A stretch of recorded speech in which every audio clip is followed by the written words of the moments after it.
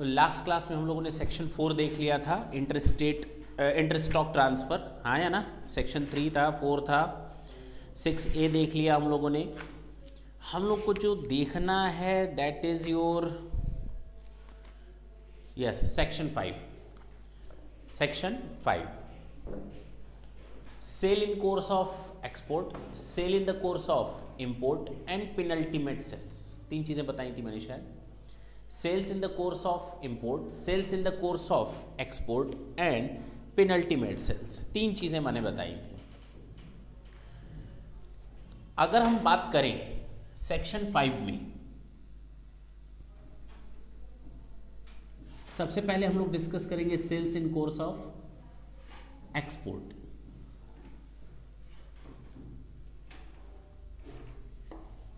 Sales in course of export. Export पर CST नहीं लगता, ये तो मालूम है ना, no CST.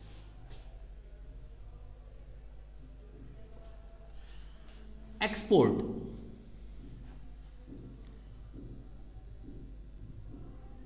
Cell of goods होना चाहिए प्लस एक्सपोर्ट होना चाहिए। सेल ऑफ गुड्स होना चाहिए और एक्सपोर्ट होना चाहिए। क्रॉसिंग द कस्टम बैरियर्स, हाँ या ना। यानी जो इंडिया का बॉर्डर है उसको छोड़ते हुए पीछे सामान मूव करे दूसरे देश की ओर। 2 देशों के बीच होना चाहिए। There must be an involvement of 2 countries and there must be involvement of buyers and seller. Is it clear? दूसरा तरीका मैंने अगर ध्यान से सोचो तो मैंने इसमें बताया था ओकेजनिंग ऑफ एक्सपोर्ट। चलो, ओकेजन ऑफ एक्सपोर्ट। इसमें मैंने एक और चीज बताई थी, export can be done through the transfer of document of title. Export document of title के थ्रू भी हो सकता है और through transfer of what, document of title. और डॉक्यूमेंट ऑफ टाइटल तुम लोग को मैंने बताए थे क्या होते हैं। रेलवे के केस में railway receipts, airways receipts, lorry receipt और शिप के केस में बिल ऑफ लैडिंग। याद आया होगा? कहा था मैंने कि ये हमारा एक्सपोर्ट है। अब या तो एक्सपोर्ट गुड्स का हुआ due to occasioning of export, export must be done, या there must be involvement of 2 countries and there must be 2 person buyers and seller. Is it okay? And the second was through transfer of document of title. Clear? अगर ये 2 cases हैं तो मेरा export हो गया और उस पर सीएसटी चार्ज नहीं होगा। Is it clear? Sale or purchase occasioning the export. In such a case, there shall be a sale of goods. Sale of goods. दूसरा, such sale shall occasion export, यानी involving of the transshipment of goods from one country to the another, and there must be 2 parties of 2 countries, 2 countries and 2 parties का होना जरूरी है। क्यों भाई? Involvement of 2 parties and 2 countries, हाँ या ना? पक्की बात? अच्छा, ये तो हो गया मेरा पहला केस। दूसरा, सेल और purchase affected by a transfer of document of title to the goods. Title of goods के थ्रू आप ट्रांसफर कर सकते हो सामान। मैंने बताया है तुम लोग को टाइटल ऑफ गुड्स के थ्रू हम लोग कैसे सामान को ट्रांसफर कर सकते हैं। सामान मूवमेंट में है, टर्मिनेट नहीं हुआ, सामान एक्सपोर्ट के मूवमेंट में है, एक्सपोर्ट के मूवमेंट में है। मूवमेंट के बीच में अगर मैंने डॉक्यूमेंट ऑफ टाइटल को एक जगह से दूसरे बंदे से तीसरे बंदे को ट्रांसफर कर दिया तो वो भी डॉक्यूमेंट ऑफ टाइटल के थ्रू आप एक्सपोर्ट कर सकते हो। डॉक्यूमेंट ऑफ टाइटल के थ्रू आप एक्सपोर्ट कर सकते हो। सर कोई एग्जांपल दीजिए जरा, देखिए। ये मिस्टर ए है इंडिया में, ये मिस्टर बी है और ये ब्रांच ऑफ ए है, ब्रांच ऑफ मिस्टर ए। कहाँ पे? यूएस में। हो सकता है इसने गुड्स को स्टॉक ट्रांसफर किया। क्या किया? ये अपना सामान भेज रहा है, बेच नहीं रहा, भेज रहा है कि चलो इंडिया से सामान मैं भेज दूं अपनी ब्रांच पे। सामान शिप पे लद गया, loading of goods at ship. हाँ या ना? शिप पर सामान लद गया। उसके बाद हमको एक ऑर्डर मिल गया मिस्टर सी से, ये यूएस का रहने वाला है। इसने एक ऑर्डर प्लेस कर दिया। किसको? ऑर्डर प्लेस्ड बाय मिस्टर सी। अब हम सामान लोड कर चुके हैं शिप पर। अब हम इस सामान का मालिकाना हक किसको ट्रांसफर कर दें? केवल मिस्टर सी को। अब सामान यहां जाएगा और यहां से छुड़ाएगा कौन? सी। यानी यहां से सी पोर्ट पर जाएगा और अपना जितना सामान इसको दिया गया है थ्रू डॉक्यूमेंट ऑफ टाइटल के, वो अपना सामान ले जाएगा। It will be treated as a sale through transfer of document of title. Is it clear? Is it clear? वो रेस्ट ऑफ द सामान बी ले जाएगा, लेकिन जो सी का सामान है वो सी पोर्ट से ही सामान को ले जाएगा। And it will be treated not the stock transfer, but it will be treated as export to C. Is it clear? पक्की बात है। अच्छा, यहां तक कोई दिक्कत हो तो बोलो। नहीं है। तीसरा मैंने बताया था पेनल्टीमेट सेल्स। इंपोर्ट का तो समझ में आ जाएगा, हटा दें इसको। Sales in the course of import, sales in the course of import, यानी परचेज होना चाहिए। क्या होना चाहिए? परचेज ऑफ गुड्स होना चाहिए। क्या होना चाहिए? और ओकेजन ऑफ इंपोर्ट के थ्रू होना चाहिए। किसके थ्रू? ओकेजन ऑफ इंपोर्ट, यानी दो कंट्रीज और दो बायर एंड सेलर्स होने चाहिए, दो पार्टीज। और through transfer of document of title के थ्रू भी इंपोर्ट हो सकता है। सर ये तो आपने बता दिया, कोई अब दिक्कत नहीं आने वाली। Sales in the course of import and sales in the course of export, हमको टेंशन नहीं आएगा, वो हम समझ गए। और सीएसटी दोनों पर नहीं लगता। तो प्रॉब्लम क्या है? प्रॉब्लम है तीसरे पॉइंट में। और तीसरा पॉइंट क्या है हम लोग का? Penultimate sales. क्या है? और ये हमने लास्ट टाइम जाते जाते तुम लोग को पेनल्टीमेट सेल्स के बारे में बता दिया था। बताया था? बताया था? नहीं याद है, कोई दिक्कत नहीं है। Penultimate sales for export.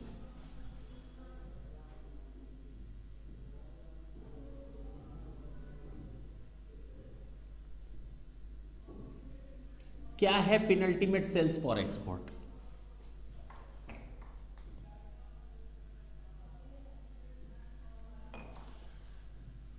Mister A है इंडिया, या ये समझ सकते हो यूपी।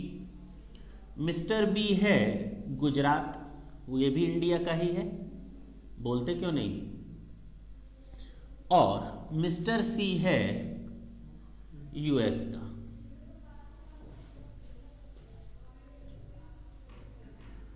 मिस्टर सी ने इसको ऑर्डर दिया और ये इसको एक्सपोर्ट करेगा। क्या करेगा? एक्सपोर्ट करेगा। इस पर तो कोई सीएसटी नहीं लगता, अभी अभी हम लोगों ने देख लिया। लेकिन मिस्टर बी अपना सामान कहां से मंगवाता है? ए से, लेकिन इस पर सीएसटी लग जाएगा। इंटर स्टेट ट्रेड हो गया, सीएसटी विल बी चार्ज्ड। लेकिन लेकिन लेकिन लेकिन लेकिन लेकिन सीएसटी नहीं लगेगा, नहीं लगेगा, नहीं लगेगा अगर जब ये इसको सेल कर रहा है और इन दोनों के बीच में एग्रीमेंट हो चुका है, सेल हो रही है। ये सेल कब हो रही हो? इन दोनों के एग्रीमेंट के बाद। And he knows very well that the same goods will be exported, means whatever the goods he is going to sell to Mr. B. Mr. B will sell the goods in the course of export. Not necessary at all that in the same form, might be in other form. इसने केवल खाली pen cell की और इसने उसमें refill जोड़ करके cell किया, सेम फॉर्मेट में होना जरूरी नहीं है। हाँ, लेकिन सामान का एक्सपोर्ट होगा ये पक्का है और इन दोनों के बीच में एग्रीमेंट हो चुका है। Is it clear? तो इसको हम कहेंगे पेनल्टीमेट सेल्स। क्या बोलेंगे? Penultimate sales. ये जानता है, उसका प्रूफ सुनते हैं। सर बिल्कुल सही बात है कि इसके पास कौन सा प्रूफ है या ये कैसे जानता है कि ये जो सामान देगा वो सेल होगा? चलो, there is a pre existing agreement, there is a pre existing agreement और order in relation to export, agreement with the foreign buyer and not an agreement or order with a local party containing the command to export. यानी there must be an agreement between the Indian exporter and the foreigner importer. Clear? That there is a need to purchase these type of goods. यहाँ पर pre existing agreement होना चाहिए। And second, penultimate sales must be after the agreement, इस agreement के बाद ये cell होना चाहिए। और इस सेल को करते समय mister A knows very well that he will sell the goods in course of export. कैसे पता चलेगा? Same goods which are sold in the penultimate sales must be exported through, may not be in the same form, same form में हो या ना हो, बता दिया। बोलो भाई, क्यों? प्रॉब्लम तो सर वहीं की वहीं रही, इसको कैसे पता चलेगा सामान ये एक्सपोर्ट होगा? अरे बेटा, जब इसको छूट पानी होगी, ये आदमी क्या चाहेगा? सामान पर टैक्स दे करके सामान ले। क्या ये चाहता है सामान को महंगा करके बेचे? अगर आपको गवर्नमेंट ने एक मौका दिया हुआ है कि एक्सपोर्ट पर हम सेल्स टैक्स नहीं लगाएंगे, तो आपको पेनल्टीमेट सेल्स पर भी अगर सेल्स टैक्स से छूट मिली हुई है, तो आप एक काम करो ना, अपने उस एग्रीमेंट की कॉपी दे दो, अपने उस एग्रीमेंट की कॉपी दे दो ना, अपने उस एग्रीमेंट की कॉपी दे दो कि that yes there is an agreement between me and mister C that whatever the goods you will supply to me, I will do the export of the same. That's it, either in the same form और in a second form और the diverted form. Is it clear? हाँ या ना? इसको हम कहते हैं penultimate sales और उस पर सीएसटी नहीं लगेगा। तो अब सामान सस्ता होकर पहुंचा, इसके लिए भी फायदा है और ये अपना एक्सपोर्ट कर देगा। क्लियर? हटा सकते हैं। तो हम लोगों ने लास्ट क्लास में देखा था सेक्शन 5। सेक्शन 5 में मैंने जाते जाते 3 चीज़ें आपको बताई थी भी, और डिटेल में मैंने पेनल्टीमेट सेल्स भी बताई थी। 3 पॉइंट डिस्कस किए थे, sales in the course of import, sales in the course of export and penultimate sales. इन तीनों पर सीएसटी नहीं लगता और ये तीनों सेक्शन 5 में डिस्क्राइब्ड हैं, और ये तीनों सेक्शन 5 में डिस्क्राइब्ड है। Is it clear? अच्छा, rates of tax on sales in the course of interstate trade और commerce, the most important point जो हमेशा प्रॉब्लम क्रिएट करता है, टैक्स रेट्स, या जिसको हम कह सकते हैं सीएसटी रेट्स। कौन से रेट्स? CST rates. ढंग से सुनेंगे।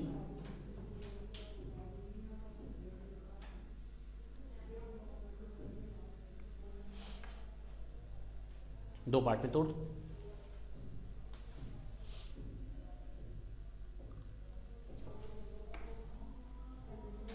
Sale of eligible goods,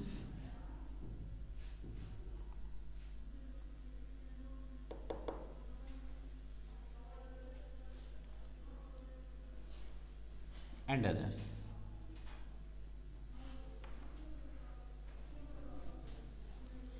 दो पार्ट में तोड़ देते हैं। Sale to registered dealer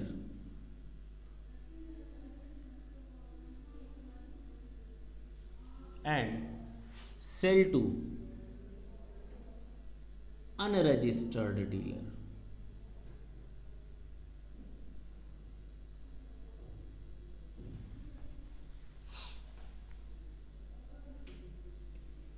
concessional rate of tax,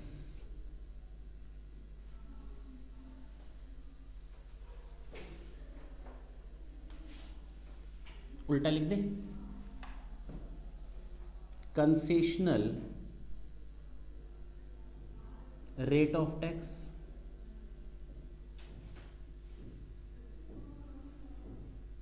sale of what, अब तो क्लियर हो गया होगा, यानी ये non concessional rate of tax है,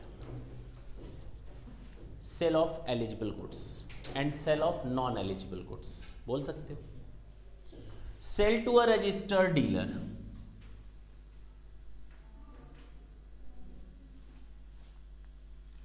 स्टेट वैट और 2% ऑफ CST सेंट्रल की, विच एवर इज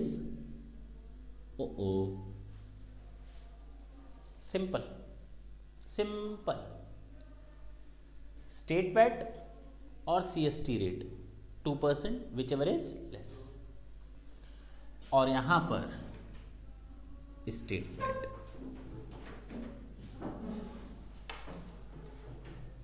इसकी बात कर सकते हैं, इसकी बात कर सकते हैं।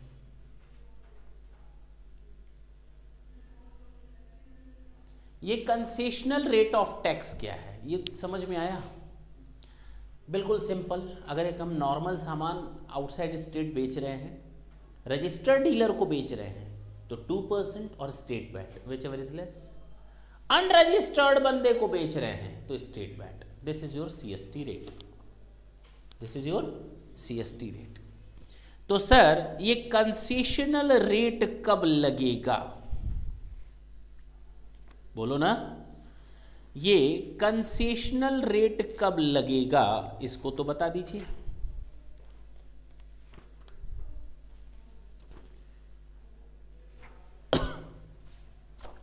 सेल ऑफ एलिजिबल गुड्स,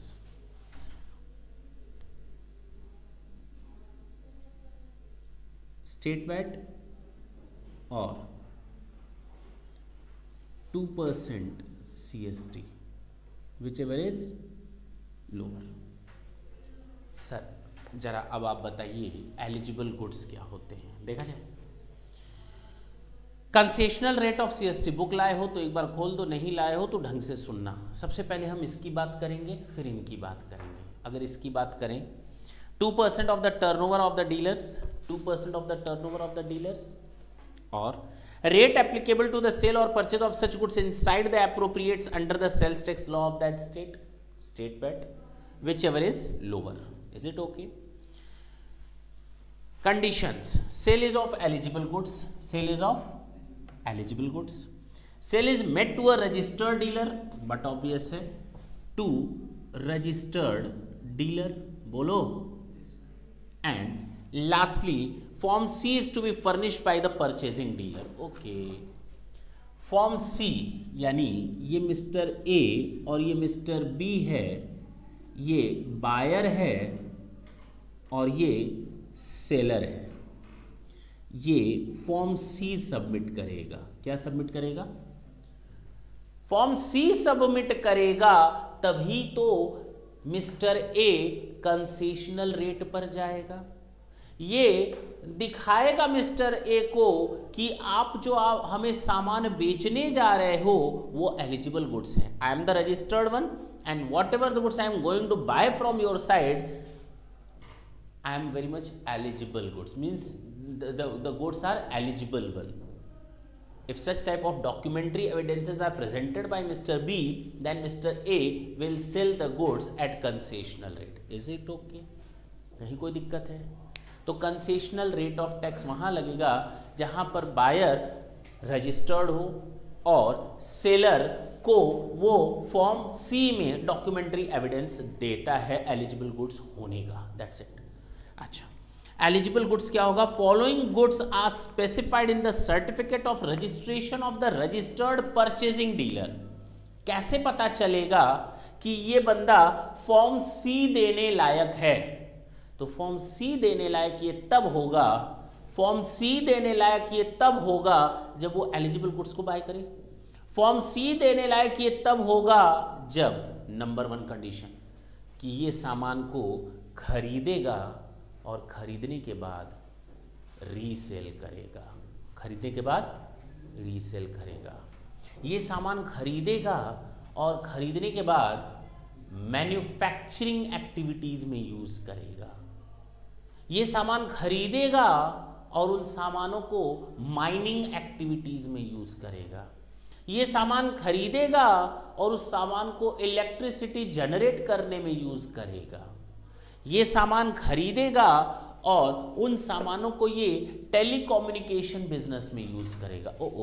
कहने का मतलब अब आप सर ये बताना चाह रहे हैं कि मिस्टर बी बायर है, ये सर्टिफिकेट देगा कि हम जो आपसे सामान खरीदेंगे हम रीसेल करेंगे, हम जो आपसे सामान खरीद रहे हैं हम मैन्युफैक्चरिंग एक्टिविटीज में यूज करेंगे, हम जो आपसे सामान खरीद रहे हैं उसको हम टेलीकम्युनिकेशन बिजनेस में यूज करेंगे, हम जो आपसे सामान खरीद रहे हैं उसको माइनिंग एक्टिविटीज में यूज करेंगे, हम जो आपसे सामान खरीद रहे हैं उसको हम इलेक्ट्रिसिटी जनरेशन में यूज करेंगे। If such type of certificate is provided by buyer to the seller by filling up the form C, then Mr. A will sell the goods to Mr. B by using the both of these two, the least of these two rates. Is it okay? अब clear है, पक्की बात है, कोई doubt नहीं होना चाहिए। ये हम कहते हैं कंसेशनल रेट ऑफ टैक्स। बाकायदा ये रजिस्टर्ड हो, इसने फॉर्म सी में सर्टिफिकेट दिया हो कि हम सामान खरीदने के बाद रीसेल करेंगे, हम सामान खरीदने के बाद माइनिंग एक्टिविटीज़ में यूज़ करेंगे, मैन्युफैक्चरिंग एक्टिविटीज़ में यूज़ करेंगे, टेलीकम्युनिकेशन और इलेक्ट्रिसिटी जनरेशन में यूज़ करेंगे। अगर ये सबूत दे देता है फॉर्म सी भर करके तो मिस्टर ए इसको सामान जो बेचेगा वो कंसेशनल रेट का यूज़ करके देगा। Is it okay? अच्छा, इसके अलावा कंसेशनल रेट को मारो गोली। अब हम बात करेंगे इनकी। अगर हम सामान किसी रजिस्टर्ड डीलर को बेचते हैं तो अपने आप आ जाता है स्टेट वैट और 2% ऑफ CST फीचर, तो बात तो एक ही है सर।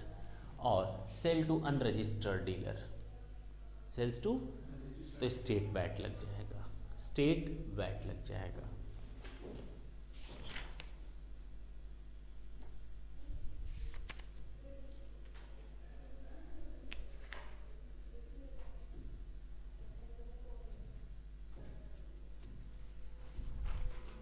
क्वेश्चन देखा जाए।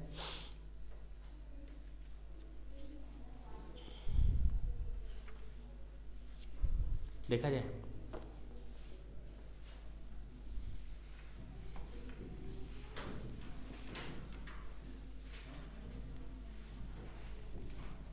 देखिए, एलिजिबल गुड्स मैंने बता दिया ना। एलिजिबल गुड्स यानी कि वो सेल दिखाएगा कि हम इस सामान को खरीदेंगे रीसेल करने के लिए। हाँ जी, माइनिंग गुड्स में यूज़ करेंगे, एक्टिविटीज़ में। एक क्वेश्चन है, जरा ढंग से देखिए। राम ऑफ गुजरात, ये रजिस्टर्ड है। Purchase from Shyam,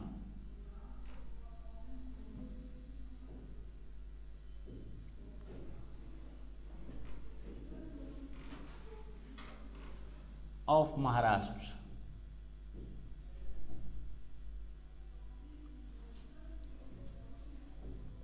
and furnishes form C.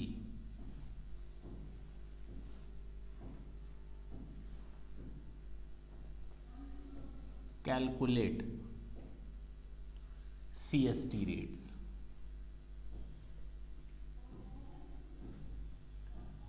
पहला केस है if rate of VAT within Maharashtra, within is nil, case 2 1%, 2%, 3%, 4%, 5%, 6, चलो 8, and last is 10%.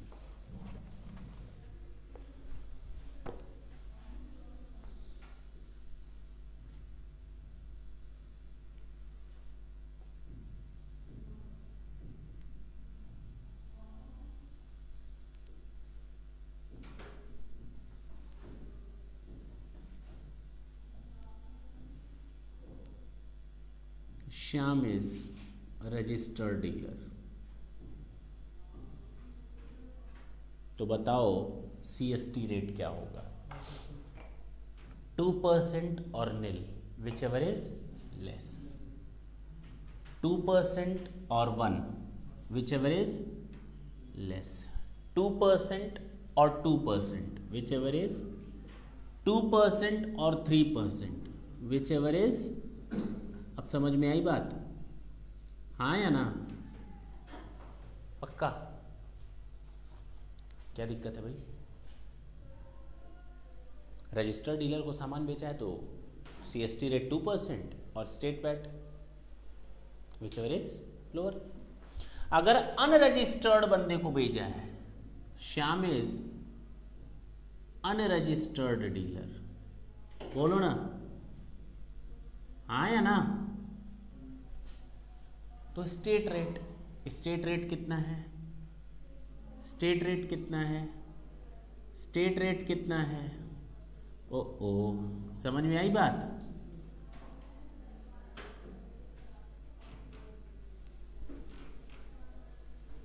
That's it. क्या दिक्कत है? This is your answer. Note नहीं करना.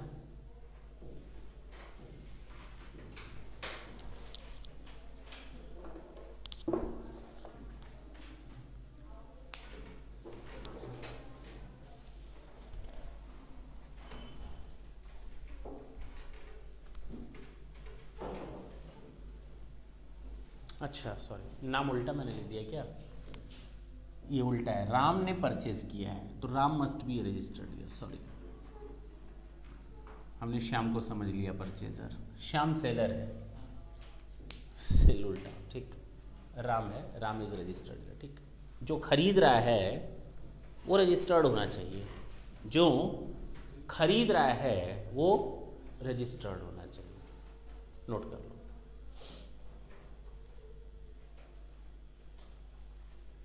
थोड़ा स्पीड ले आएंगे.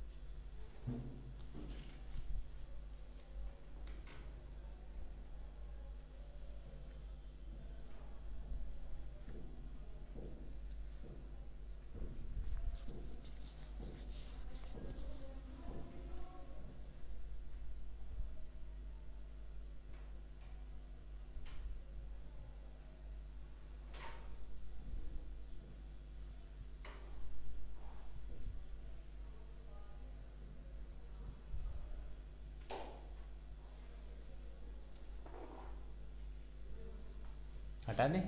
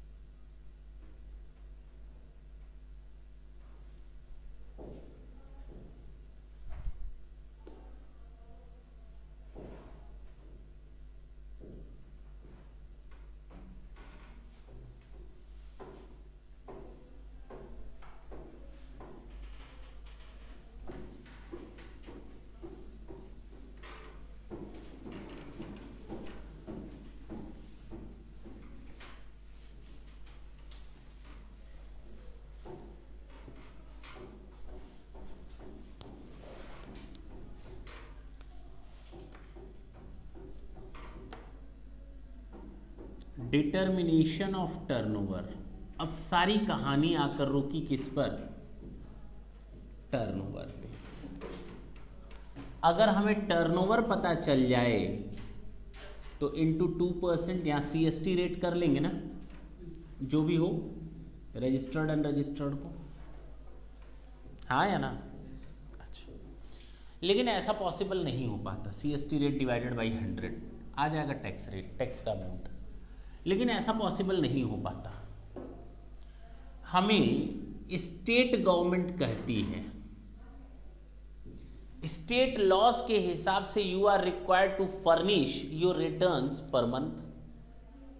स्टेट लॉ के हिसाब से you are required to furnish your return 6 month, each and every half year. As per the state law you are required to furnish your sales return quarterly. Here तब तो हमें जो return submit करनी है CST के purpose से, हम उसी को बेस ले लेंगे। अगर स्टेट वाला बोलता है मंथली तो CST पर्पस के लिए भी मंथली, अगर स्टेट वाला बोलता है क्वार्टरली तो क्वार्टरली CST का भी। अगर बोलता है 6-6 महीने का, हम 2 रिटर्न्स नहीं ना सबमिट करेंगे, स्टेट का अलग सेंट्रल का अलग, हम तो एक ही रिटर्न सबमिट करेंगे दोनों के लिए। हम दोनों के लिए क्या करेंगे? एक ही रिटर्न सबमिट करेंगे। अगर क्वार्टरली बोला है स्टेट ने तो CST के लिए भी क्वार्टरली, मंथली बोला है तो मंथली, ईयरली बोला है तो ईयरली। लेकिन अगर स्टेट लॉ ने कोई प्रिस्क्राइब्ड नहीं किया है तो क्वार्टरली। स्टेट लॉ ने कोई प्रिस्क्रिप्शन नहीं दिया है तो CST वाला कहता है कि आप क्वार्टरली रिटर्न सबमिट करो। क्या करो?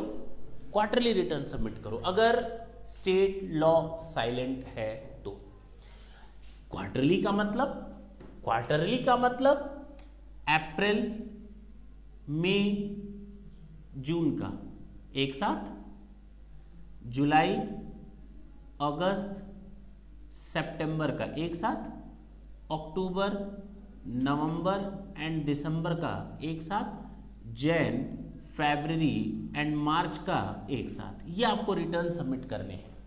और जानते हो हम कैसे देते हैं? हम बताते हैं कि इन 3 महीनों में मेरी सेल हो गई 15 लाख रुपए की, टोटल सेल, एग्रीगेट सेल। मैंने क्या बोला? हमारी सेल कितनी हो गई है? Aggregate sale, in totality, this is our sales value. और अगर कोई चीज सेल्स वैल्यू है, सामने वाले से मैंने इतना रुपया कवर किया है, this is our turnover, it means it includes our CST also. इसका मतलब इसमें CST 2% या 2.5% या 1%, 2%, 4%, 5% जो है वो शामिल है, वो इसमें शामिल है, हाँ या ना? हमने गवर्नमेंट को बताया हमने टोटल सेल की है 15 लाख, इंटरस्टेट ट्रेड किया 15 लाख, इसका मतलब इसमें सारी की सारी वैल्यूज शामिल है। कौन कौन सी वैल्यूज शामिल है सर? अरे इसमें आपका CST का अमाउंट शामिल है, अरे आपका डिस्काउंट की जो वैल्यू होती है वो ऑलरेडी डिडक्ट हो चुकी होगी, जो आपकी नॉर्मल प्रैक्टिस है बिजनेस की, ट्रेड डिस्काउंट की, वो माइनस करने के बाद होगी ये वैल्यू, हाँ या ना? हो सकता है आपने फ्रेट अलग से चार्ज किया हो या फ्रेट इसी में ही शामिल हो सकता है आपने कमीशनिंग या इंस्टॉलेशन का कॉस्ट शामिल चार्ज किया हो या इसी में ही शामिल किया हो या अलग से चार्ज किया हो, जो कुछ भी हो, मीन्स काफ़ी सारी चीज़ें इसमें शामिल हैं। अब हमें डिसाइड ये करना है, मेरे सामने जो सबसे बड़ा पंगा आया कि हम इस 15 लाख की टोटल सेल्स को टर्नओवर कितना माने, टर्नओवर कितना माने, ताकि टैक्स निकल करके सामने आ जाए। तो कुछ ना कुछ डिडक्शंस देने पड़ते हैं। क्या देने पड़ते हैं?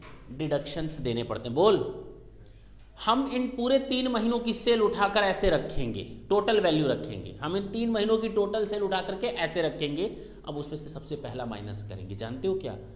कैश डिस्काउंट या ट्रेड डिस्काउंट, जो आपकी नॉर्मल ट्रेड प्रैक्टिस है डिस्काउंट देने की, उसको माइनस कर दो। It is of no use to include it in, means it is of no use to include the amount of trade discount in your total turnover.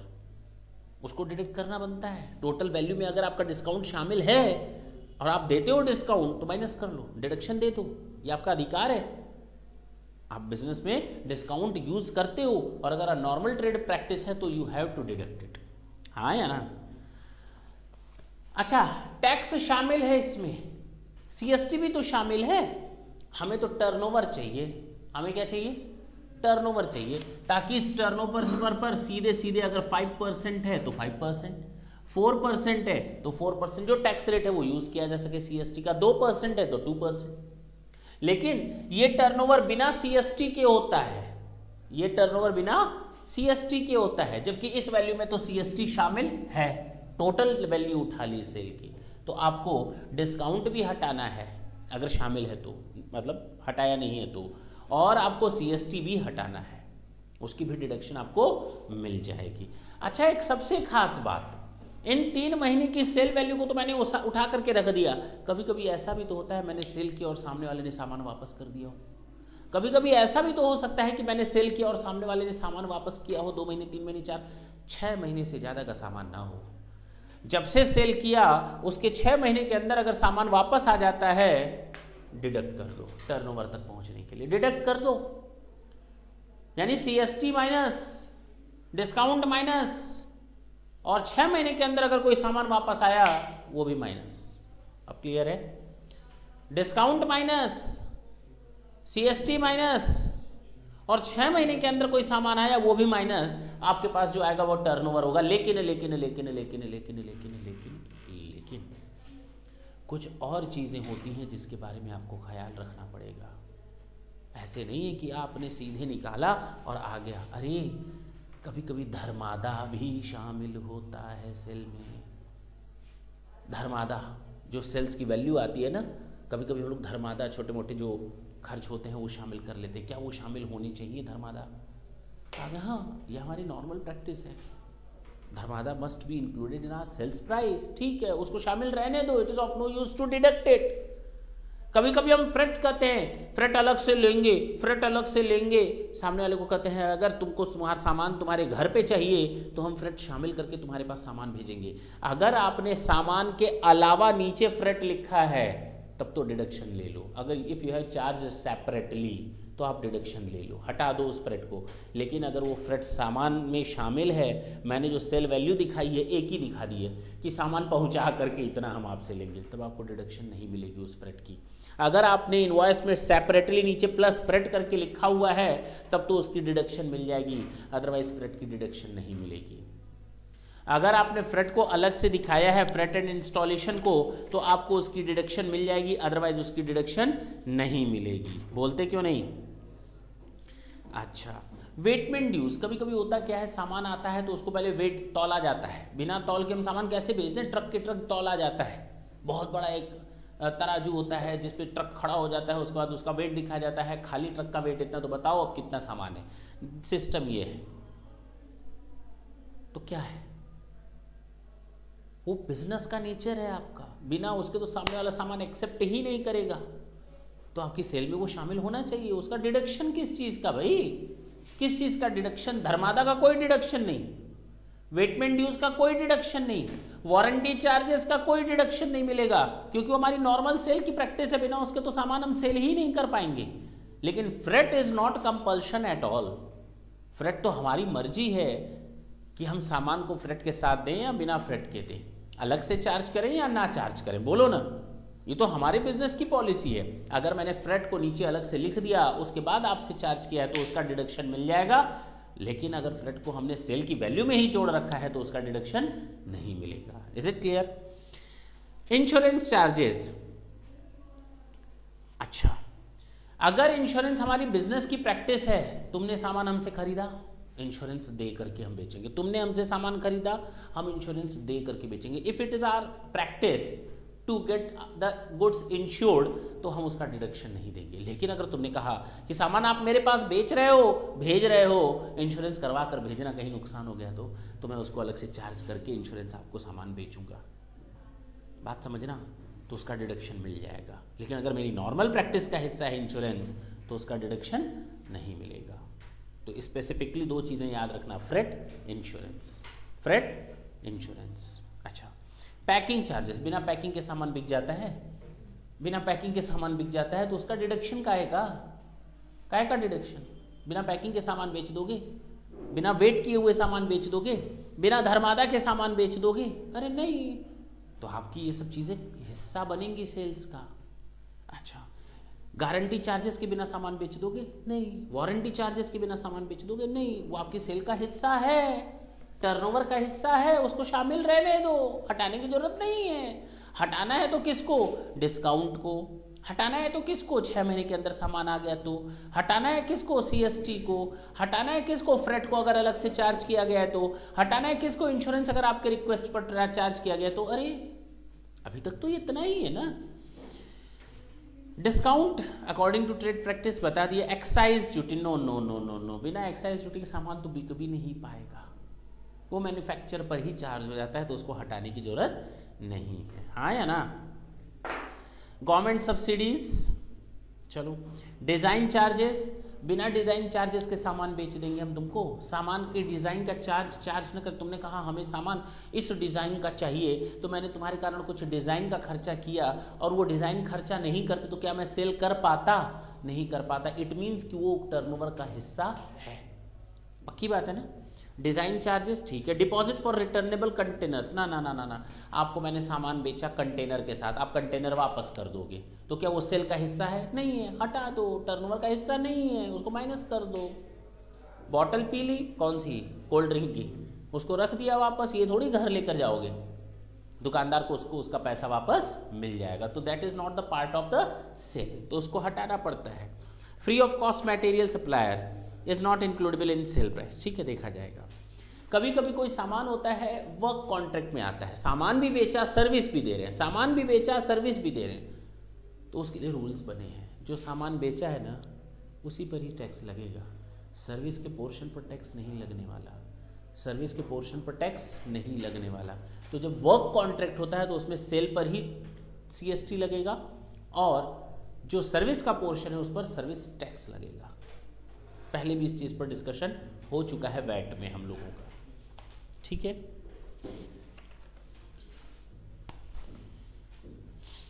Question है, किया जाए? पक्का?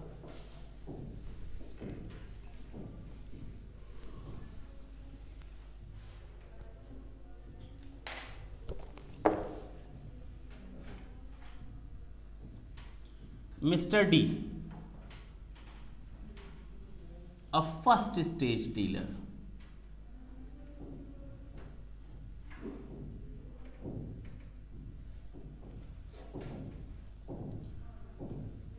in गुजरात, उसने आपको डिटेल दी है। सेल इंटर स्टेट, ईयर है आपका 1560, 92,50,000 का।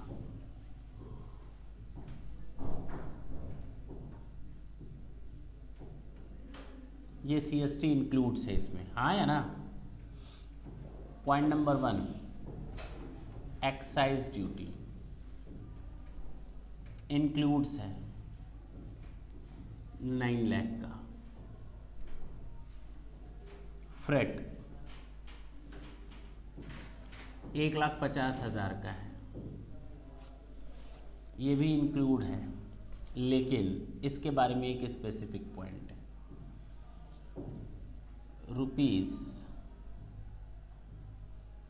₹50,000 shown separately. Insurance charges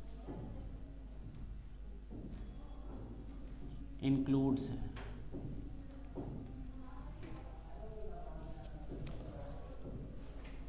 32,000।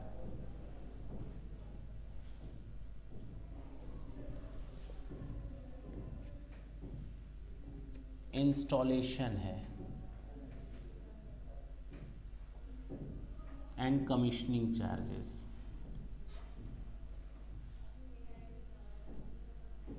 shown separately,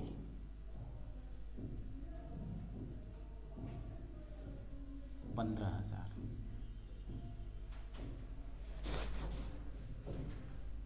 design charges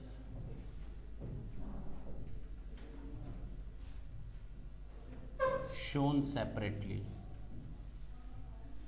30,000।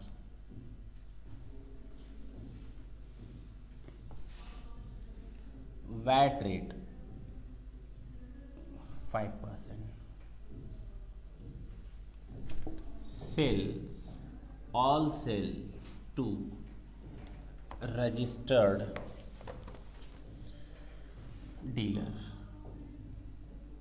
ये हमें क्वेश्चन दिया हुआ है, इसका सॉल्यूशन देखो, इधर देख लो। कैलकुलेशन ऑफ टर्नओवर, बोलो ना।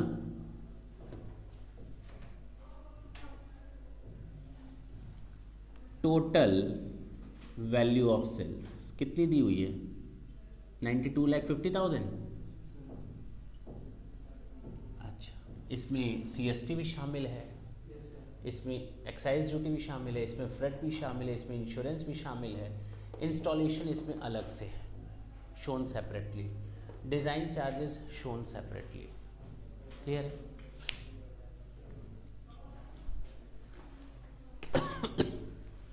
15,000 है और ये सारी चीज़ें इंक्लूड्स हैं, ठीक है ना। इसमें 92,50,000 में ये सारी चीज़ें शामिल हैं, सारी चीज़ें शामिल हैं, लेकिन हाँ ये अलग से दिखाया गया है, ये अलग से दिखाया गया है, ये अलग से दिखाया, और टोटल मिलाकर सबका कितना आ रहा है? अब क्लियर है क्वेश्चन? मैंने यहाँ लिख दिया इंक्लूड्स। हटाना पड़ता है सबसे पहले, सीएसटी ना नहीं हट सकता, अभी नहीं हट सकता, क्यों मालूम नहीं, थोड़ी देर बाद पता चलेगा। एक्साइज ड्यूटी इंक्लूड ही रहता है, ये हमेशा इंक्लूड रहता है, इसको हटाने की जरूरत नहीं है। फ्रेट चार्जेस, लेकिन हाँ शोन सेपरेटली है तो हटाना पड़ेगा। फ्रेट चार्जेस शोन सेपरेटली है तो हटाना पड़ेगा। 15,000 है ना, 15,000 है, ओके, 150 है।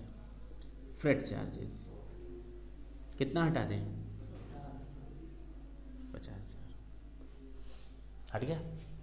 जो शोन सेपरेटली नहीं उसको नहीं हटाएंगे। अच्छा, इंश्योरेंस इंक्लूड है, रहने दो, मान लेते हैं नॉर्मल प्रैक्टिस का हिस्सा है, मान लेंगे, कुछ नहीं दिया हो तो। Installation cost and commissioning charges, हमने सामने वाले को बोला देखो सामान तुम्हारे पास भेज रहे हैं और उसके बाद इंस्टॉल करवा देंगे, उसको अगर हमने अलग से लिख दिया तो हट जाएगा, अलग से नहीं लिखा तो नहीं हटेगा। तो फ्रेट हो गया, इंश्योरेंस हो गया, इंस्टॉलेशन एंड कमीशनिंग चार्जेस हो गया। अगर शोन सेपरेटली है तो हटा दिया जाता है। कितना है? 15,000। डिज़ाइन चार्जेस भले ही सेपरेटली हो लेकिन वो हटेगा नहीं क्योंकि उस सेल का हिस्सा होता है। बोलो कितना आ गया? बताओ, नेट करके बताओ। टर्नओवर इंक्लूडिंग सीएसटी,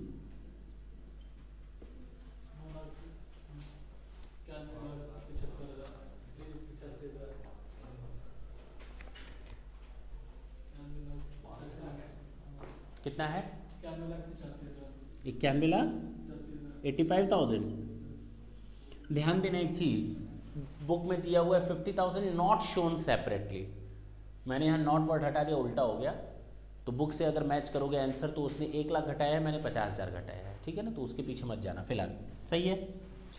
अच्छा, 91,85,000 इंक्लूडिंग सीएसटी, इंक्लूडिंग, तो इसका मतलब ये 102 रुपये है, 2 रुपये टैक्स होगा। क्यों सर, आपको कैसे मालूम 2 रुपये टैक्स होगा? क्योंकि रजिस्टर्ड डीलर को सेल किया गया है, और जब रजिस्टर्ड डीलर को सेल करते हैं तो 2% और 5% विच एवर इज लेस, तो 2% इस पर हमारा सीएसटी होगा, वो ऑलरेडी इंक्लूड है, तो माइनस कर देंगे सीएसटी। कितना आ जाएगा मालूम है? 91,85,000। ये इक्वल है कितने के? 102 के, तो 2 पता चल जाएगा, हाँ या ना? बताओ कितना? कितना? अरे ऐसे कैसे, थोड़ा जल्दी करो।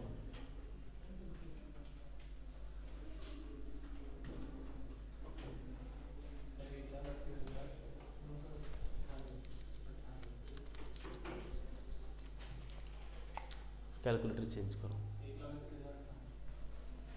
1,80,098। चलो बताओ कितना आ गया? 90 लाख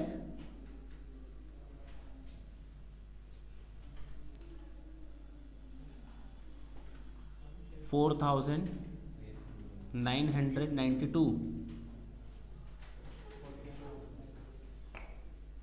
कैलकुलेटर दें हमको।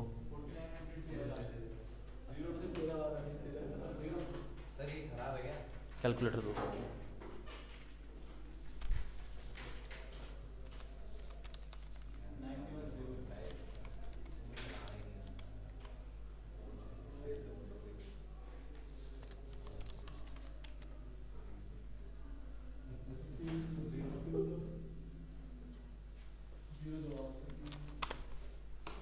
नोट कर लें इसको, नोट कर लें।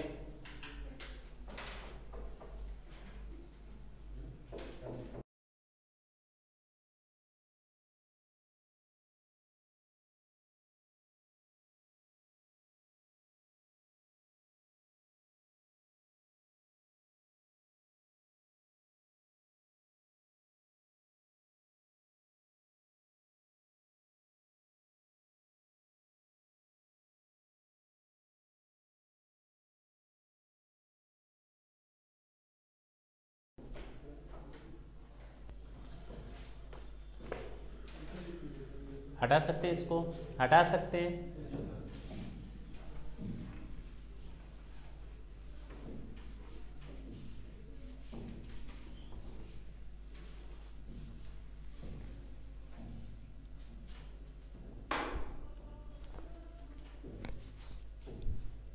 क्वेश्चन नंबर 2 देखें next.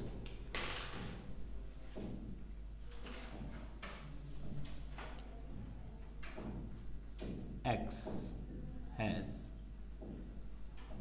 interstate sales of rupees 36,20,000 and includes excise duty. क्या शामिल रहनी चाहिए? उसको तो हटाना नहीं है। रिटर्नेबल पैकेजेस,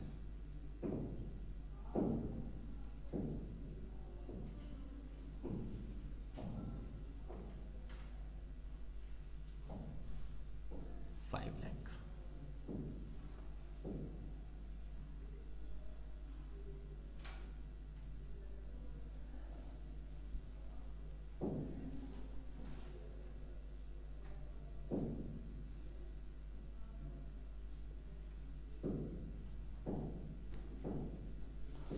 चलो हमें बताओ आंसर क्या होगा।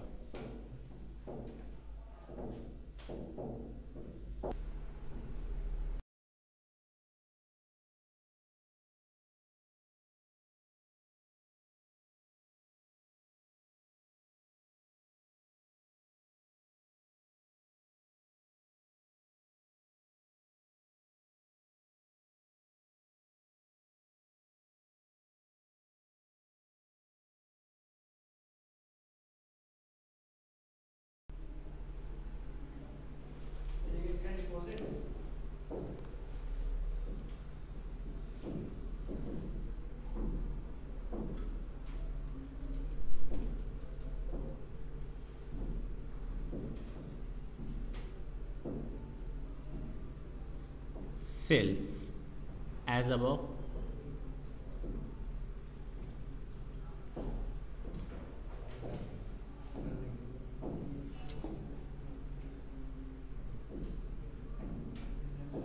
माइनस क्या करोगे? Returnable packages deposits,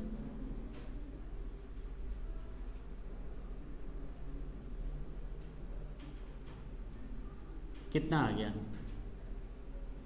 31,20,000। तो ये हो जाएगा टर्नओवर इंक्लूडिंग CST, आया ना? और टैक्स रेट है 2%। तो अगर ये 102 है तो 2 अलग कर लो।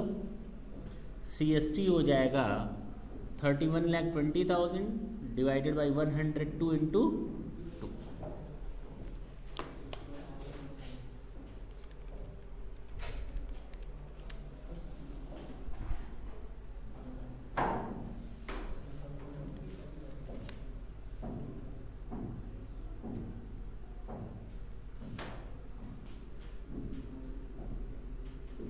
पक्की बात है।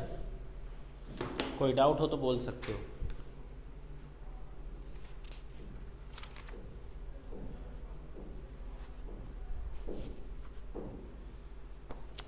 हटा दे।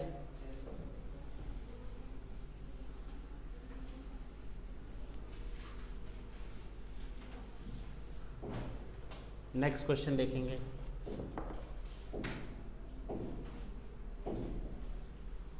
A has total cells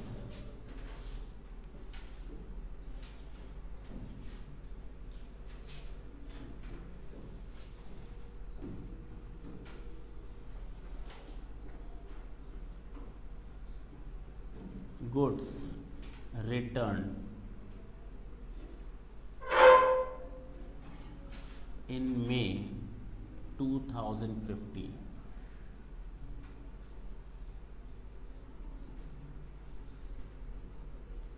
sold in March 2015.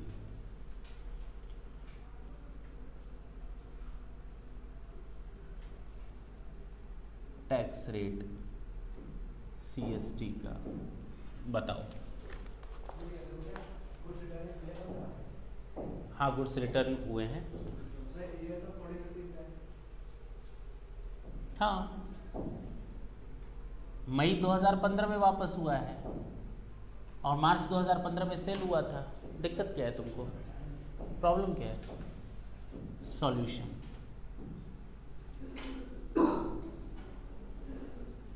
Sales as above,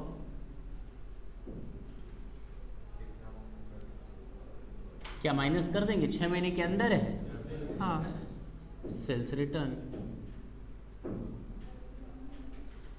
कितना आ जाएगा? हाँ, ऐसे ही बोलो जो मन में आए।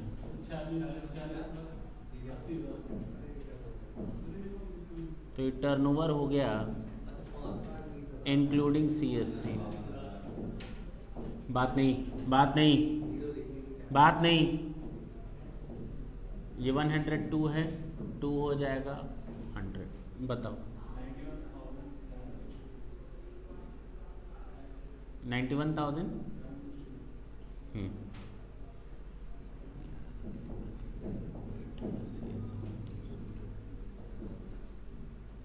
यही आ रहा है, नोट कर लें।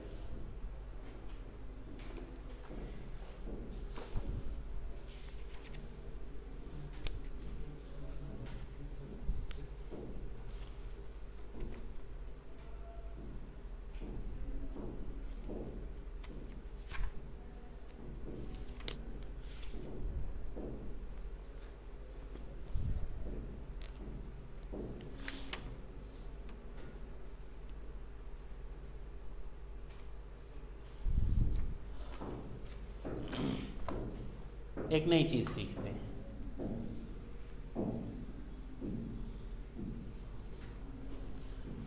No CST on subsequent sales. ढंग से सुने।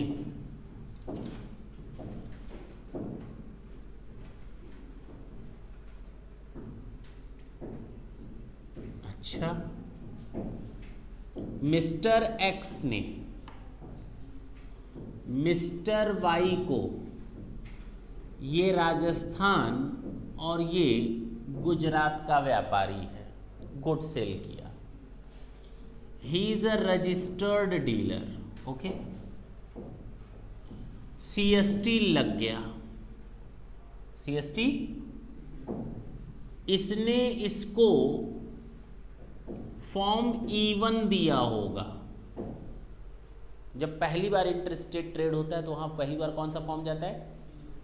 और इससे इसने थोड़ी देर पहले मैंने बताया था फॉर्म C लिया होगा। Is it clear? टैक्स लग गया।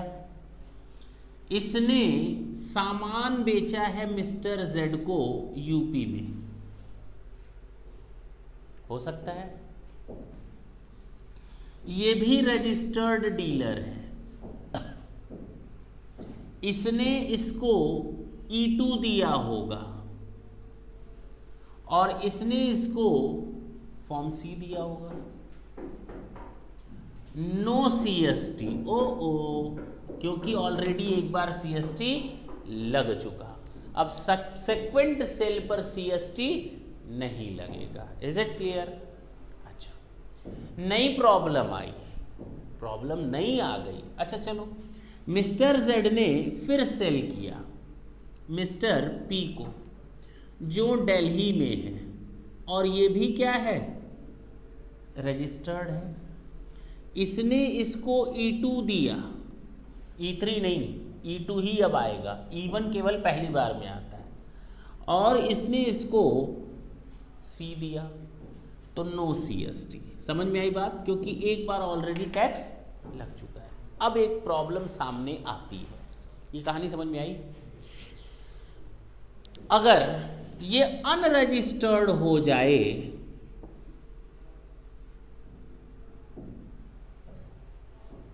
तो CST लग जाएगा। सिंपल है, क्योंकि यहां से यहां क्या नहीं आ पाएगा, फॉर्म C। पक्की बात है ना? और जब फॉर्म C नहीं आ पाएगा तो CST लग जाएगा, लग जाएगा। क्लियर हुआ? जहां आपने अनरजिस्टर्ड डीलर को माल बेचा वहां पर आपको CST देना पड़ेगा। हमेशा रजिस्टर्ड डीलर को माल बेचते समय फॉर्म C नहीं लगता। Is it clear? E1 E2 जाता है और फॉर्म C लिया जाता है। Is it clear? सुनना ढंग से। प्रॉब्लम ये भी अब नहीं आएगी, एक नई प्रॉब्लम सामने क्रिएट हुई, और वो प्रॉब्लम क्रिएट हुई अगर हमारा फर्स्ट सेल एग्जेम्प्ट होता तो क्या यहां CST नहीं लगता? तो भी यही, कोई फर्क नहीं होगा। फर्स्ट सेल हमारा इंटर स्टेट होना चाहिए, चाहे वो टैक्सेबल था चाहे वो एग्जेम्प्ट था, उससे कोई फर्क नहीं पड़ता। सब्सिक्वेंट सेल्स हमेशा नॉन टैक्सेबल होंगी, बशर्ते वो रजिस्टर्ड डीलर को की गई हूं, फॉर्म C लेकर और फॉर्म E देकर की गई हूं। Is it clear? कोई पंगा नहीं है, बिल्कुल आसान है, टेंशन नहीं है, बोलना हाँ या ना, खत्म है ना? कोई दिक्कत हो तो बोलो। यानी अगर ओरिजिनल सेल ही एग्जेम्प्ट हो तो इसका मतलब ये नहीं कि सेल पर टैक्स नहीं लगा। Exemption doesn't mean at all that tax has not been imposed, tax was imposed, but due to having the exemption notification the tax was not charged at all due to having the exemption notification. Is it clear? Tax तो impose किया गया था। चले,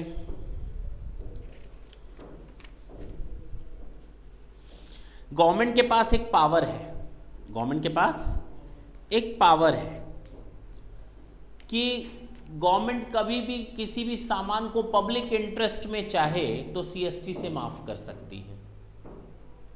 government के पास एक power है कि अगर वो किसी भी सामान को पब्लिक इंटरेस्ट में चाहे तो उसको माफ कर सकती है, CST नहीं लगेगा, यानी एग्जेम्प्ट हो जाएगा, बशर्ते सेल रजिस्टर्ड डीलर को हुआ हो और फॉर्म C फर्निश किया गया हो। बात सिंपल सी है, बशर्ते सेल रजिस्टर्ड डीलर को हुआ हो और फॉर्म C फर्निश किया गया हो तो कभी कभी सेंट्रल गवर्नमेंट पब्लिक इंटरेस्ट में कुछ सामानों के इंटरस्टेट ट्रेड को माफ कर सकती है। बोलो ना, CST नहीं लगेगा अगर आपने सामान फॉरेन मिशंस को भेजा है या यूनाइटेड नेशन ऑर्गेनाइजेशंस को सेल किया है। CST नहीं लगेगा अगर आपने सामान फॉरेन डिप्लोमेटिक मिशन और कॉन्सुलेट इन इंडिया को सेल किया है, foreign diplomatic mission in India sale किया है या फिर यूनाइटेड नेशंस ऑर्गेनाइजेशंस को सेल किया है।